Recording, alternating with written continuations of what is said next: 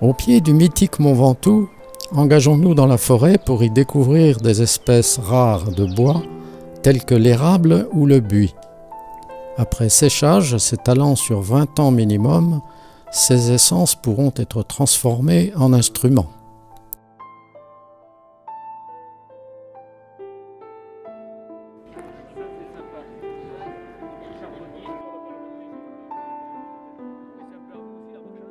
La fête annuelle de la forêt m'a amené à rencontrer Philippe Botton, un facteur de flûte à bec de renommée internationale, reconnu pour son savoir-faire hors du commun, aujourd'hui presque disparu, un artisan aguerri par 40 années d'expérience.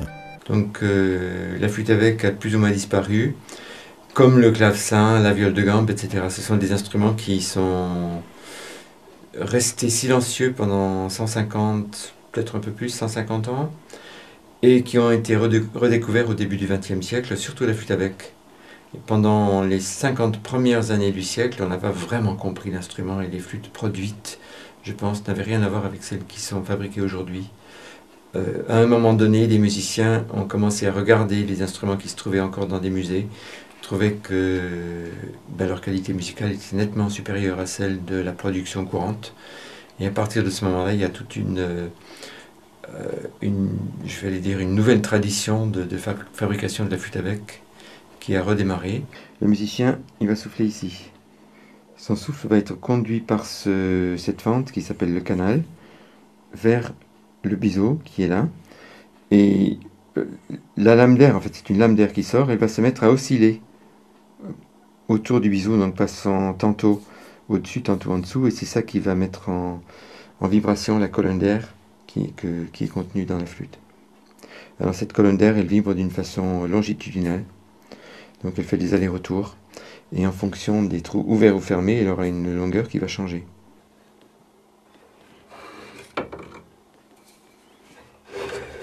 Il faut que je m'en trouve un de la bonne longueur. Ce bois-là, il sèche depuis de très nombreuses années. Il a peut-être 20 ans de séchage là. Même quand il est sec, il peut travailler.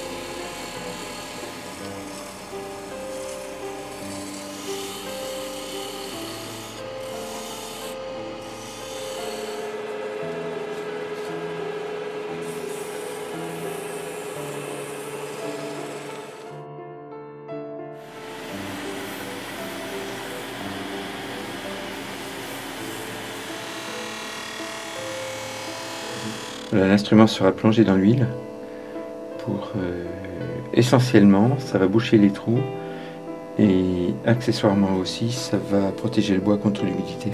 Elle va peut-être flotter, peut-être pas.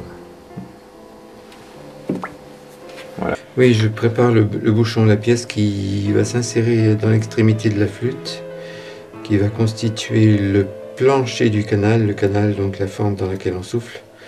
Et en fait, la fabrication de cette pièce nécessite une précision de l'ordre du dixième de millimètre.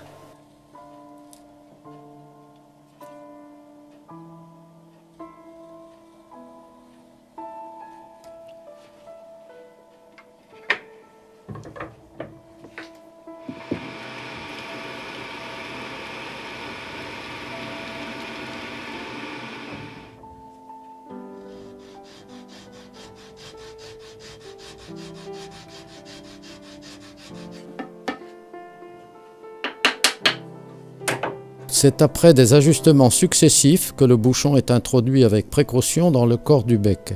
Étanchéité et précision sont de mise pour cette opération.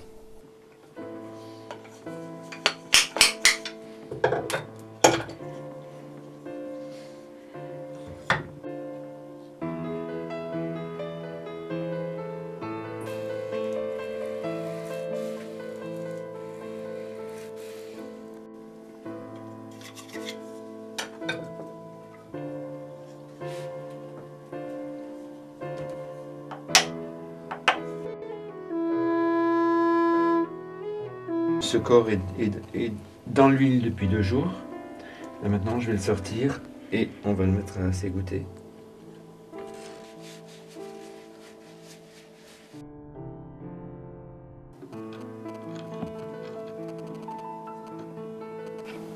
Bêtement, parce que ça taille la partie de la flûte qu'on appelle le canal.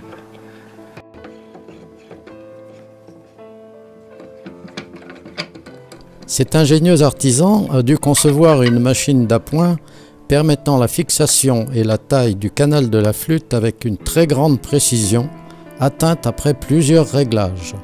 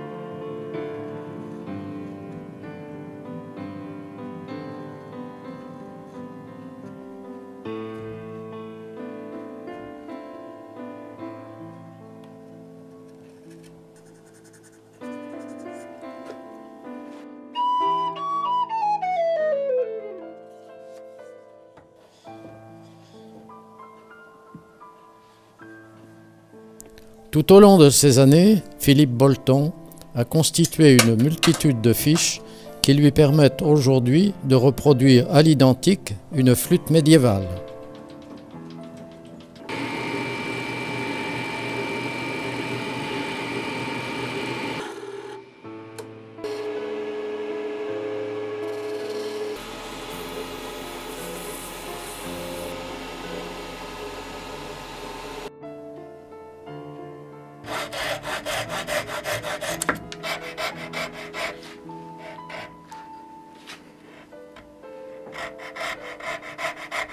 La délicate fabrication du bec est guidée par le savoir-faire et la précision du geste.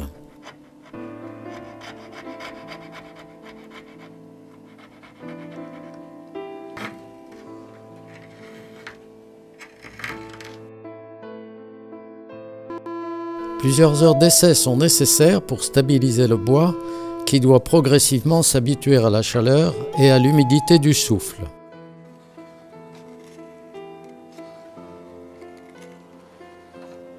La justesse de la note s'obtient d'abord en répartissant judicieusement les perforations. Le diamètre de celle-ci est ensuite élargi et évasé vers l'intérieur à la main jusqu'à ce que toutes les notes soient justes.